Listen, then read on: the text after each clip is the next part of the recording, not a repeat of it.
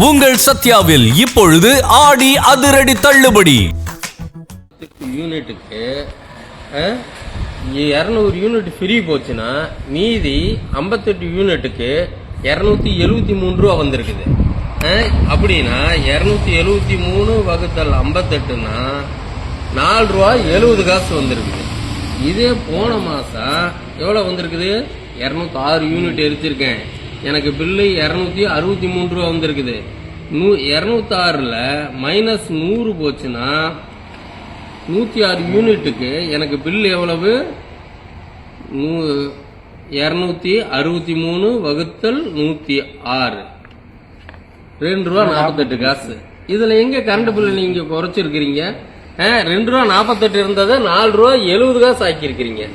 இதுல யார நீங்க ஏமாத்துறீங்க? ஆட்சிக்கு வந்து ஏன் இப்படி ஏமாத்துறீங்க? என்னையா அது குறைச்சிருக்குங்கிற பேர்ல ஏன் ஏமாத்துறீங்க? யூனிட் ஃப்ரீங்கிற பேர்ல கரண்ட் பில் ஏத்திருக்காங்க. அதுதான் உண்மை.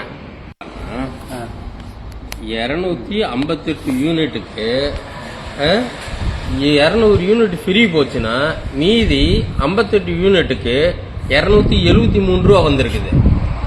அப்படின்னா 273 வகுத்தல் 58னா 4 ரூபா 70 காசு வந்திருக்குது. இதே போன மாசம் எவ்வளவு வந்திருக்குது? 206 யூனிட் எரிச்சிருக்கேன். எனக்கு பில்லு 263 ரூபா வந்திருக்குது. 206ல மைனஸ் 100 போச்சுன்னா 106 யூனிட்டுக்கு எனக்கு பில் எவ்வளவு? 263 வகுத்தல் 106 2 ரூபா 48 காசு. இதுல எங்க கரண்ட் பில் நீங்க குறைச்சிருக்கிறீங்க?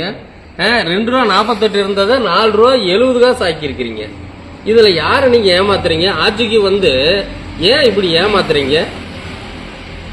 என்னையா அது குறைச்சிருக்குங்கிற பேர்ல ஏன் ஏமாத்துறீங்க? யூனிட் ஃப்ரீங்கிற பேர்ல கரண்ட் பில் ஏத்திருக்காங்க.